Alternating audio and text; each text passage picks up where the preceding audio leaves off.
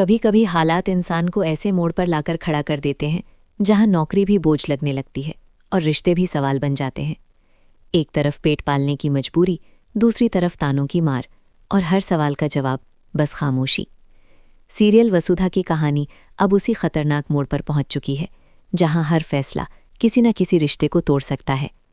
आने वाले एपिसोड्स में जो होने वाला है वो देव, वसुधा और चंद्रिका तीनों की जिंदगी बदल कर रख देगा। इस पूरे खेल की शुरुआत होती है सारिका से, जो बाहर से जितनी शांत दिखती है अंदर से उतनी ही चालाक है।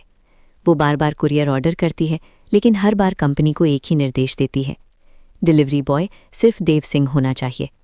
शुरुआत में ये महज एक इत्तेफाक लगता है, लेकिन जब हर बार सिर्फ देव ही भेजा जाने लगता है तब कहानी में शक की जगह पक्की साजिश ले लेती है।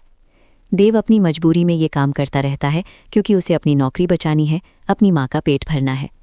लेकिन हालात तब बिगड़ जाते हैं जब एक दिन घर पर अहम मीटिंग चल रही होती है, मेहमान बैठे होते हैं, माहौल पूरी तरह प्रोफेशनल होता है और तभी सारिका जानबूझकर फिर से कुरियर ऑर्डर कर देती है। देव डिलीवरी करता है, लेकिन इस बार कुछ अलग होता है। सारिका बिना पैसे दिए ही कुरियर लेकर अंदर चली जाती है। देव परेशान हो जाता है क्योंकि उसे पता है अगर आज पैसे नहीं मिले तो सीधा उसकी सैलरी से कटेंगे। मजबूरी में वो पीछे जाता है और बेहद विनम्रता से अपने पैसे मांगता है, लेकिन उसकी यही बात वहाँ मौजूद लोगों के कानों तक पहुँच जाती है। अब जो मीटिंग चल रही थी वो कुछ ही सेकंड में तमाशे में बदल जाती है। मेहमान तरह तरह की बातें करने लगते हैं, देव को नीचा दिखाया जाता है, उसकी इज्जत, उसकी हैसियत सब सवालों के घेरे में आ जाती है। कुछ देर बाद सब लोग वहाँ से चले तो जाते हैं, लेकिन असली जहर तब फैलता है जब सारिका देव पर चिल्लाना शुरू करती है। वो उसकी गरीबी, उसकी मजबूरी और यहाँ तक कि उसकी माँ को भी निशाना बनाती है। हर शब्द ऐसा होता है जो किसी को अंदर से तोड़ दे। वसुधा सब देख और सुन रही होती है। उसे साफ समझ आ जाता है कि ये सब अचानक नहीं हुआ, ये एक सोची समझी चाल है। लेकिन उससे पहले कि वो कुछ कह पाए, चंद्रिका का गुस्सा फूट पड़ता है। चंद्रिका को ये सब बेहद अपमानजनक लगता है, लेकिन वो सारा दोष वसुधा पर डाल देती है। उसका मानना है कि अगर वसुधा इस घर में नहीं होती तो देव को ये दिन नहीं देखने पड़ते। गुस्से में वो वसुधा को साफ साफ जिम्मेदार ठहरा देती है। ये बातें वसुधा के दिल को चीर देती हैं। वो टूट जाती है, लेकिन फिर भी खुद को संभालते हुए एक आखिरी बात कहती है, 15 दिनों के अंदर देवजी सिर्फ आपके होंगे।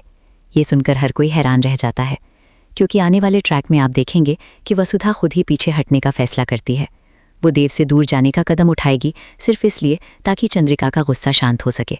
अब सवाल ये है, क्या ये जुदाई हमेशा के लिए होगी? क्या वसुधा खुद देव को तलाक दे देगी, या फिर कहानी में कोई ऐसा मोड़ आएगा जो सब कुछ बदल देगा? आने वाले एपिसोड्स में इमोशंस, ड्रामा और टकराव अपने चरम पर होंगे।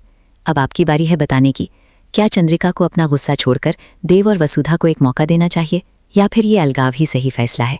नीचे कमेंट में अपनी राय ज़रूर दें और ऐसे ही लेटेस्ट टीवी ड्रामा अपडेट्स के लिए चैनल को सब्सक्राइब करना ना भूलें।